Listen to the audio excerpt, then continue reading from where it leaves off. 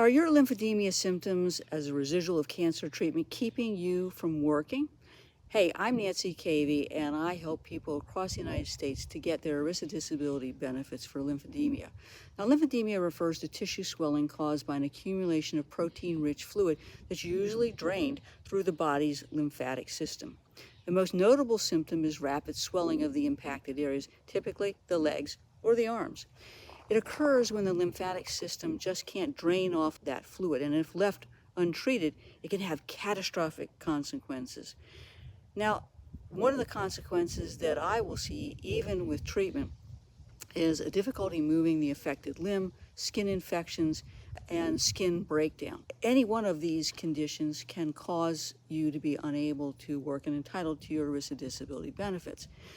I represent a lot of folks who have cancer, and I have found that one of the side effects of treatment can include radiculopathy, tingling and numbness in their fingers and toes, swelling of their lower extremities and their upper extremities.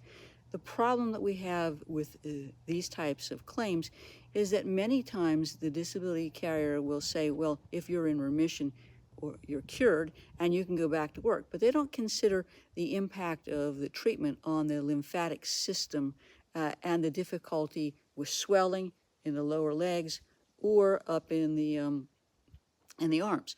Also, I find that people who have lymphedema will also have tingling, they may have numbness, and they generally will have to wear some sort of a sleeve or elevate their arm, for example, to keep the swelling down, if you will. Not gone, but down, if you will.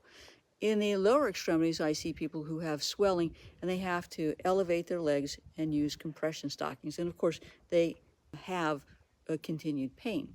Now, if you are covered by an ERISA disability policy, you need to get a copy of that policy before you stop work and read it cover to cover. You need to understand that it is your burden of proof to prove that you are disabled, as that term is defined by the policy or the plan. Most often, you're going to have to provide objective evidence, not only of the diagnosis, of the complications, but more importantly, the restrictions and limitations.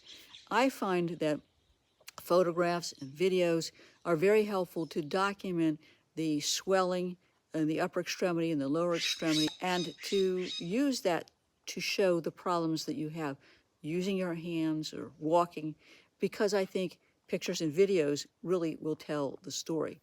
Of course, you also have to have the support of your physician. So I want you to understand that before you stop work and apply for benefits, you also need to review your medical records to make sure that your physician actually supports your claim and is willing ultimately to file and complete forms called attending physician statement forms.